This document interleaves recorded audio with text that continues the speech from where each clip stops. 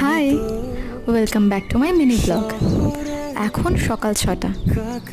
ঘুম থেকে উঠেই এই জানালা দিয়ে বাইরের দিকে তাকিয়ে থাকতে ভীষণ ভালো লাগে।